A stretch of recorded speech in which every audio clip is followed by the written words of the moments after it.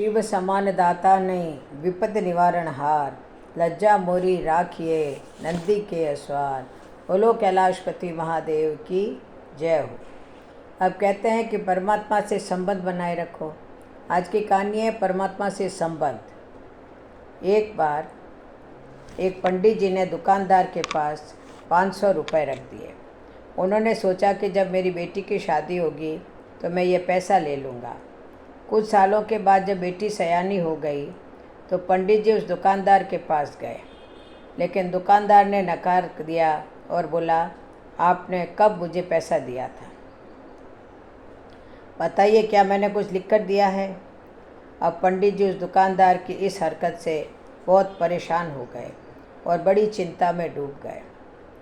फिर कुछ दिनों बाद पंडित जी को याद आया कि क्यों न राजा से इस बारे में शिकायत कर दूं, ताकि वे कुछ फैसला कर देंगे और मेरा पैसा मेरी बेटी के विवाह के लिए मिल जाएगा। फिर पंडित जी राजा के पास पहुँचे और अपनी फरियाद सुनाई।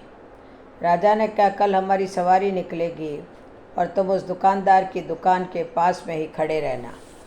दूसरे दिन राजा की सवारी निकली। सभी लोगों ने फूल मालाएँ पहनाई और किसी ने आरती उतारी। अब पंडित जी उसी दुकान के पास खड़े थे। जैसे ही राजा ने पंडित जी को देखा तो उसने उन्हें प्रणाम किया और कहा, गुरुजी, आप यहाँ कैसे? आप तो हमारे गुरु हैं। आइए इस बग्गी में बैठ जाइए। वो दुकानदार यह सब देख रहा था। उसने भी आरती उतारी और राजा की सवारी आगे बढ़ गई। थोड़ी दूर चलने के बाद राजा ने पंडित जी को बग्गी से नीचे उतार दिया और कहा, पंडित जी, हमने आपका काम कर दिया है, अब आगे आपका भाग्य। उधर वो दुकानदार यह सब देखकर हैरान था कि पंडित जी को तो राजा से बहुत अच्छी साठगांठ है, कहीं वे मेरा कबाड़ा ही न करा दें।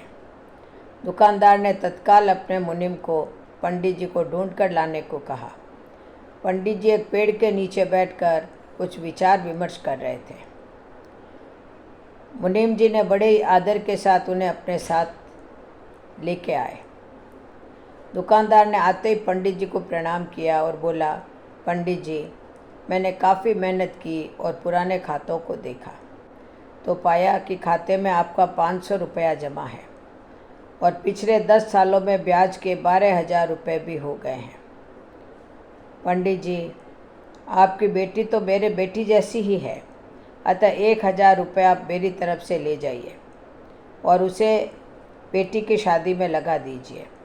इस प्रकार उस दुकानदार ने पंडित जी को 13,500 रुपये देकर बड़े ही प्रेम के साथ विदा किया।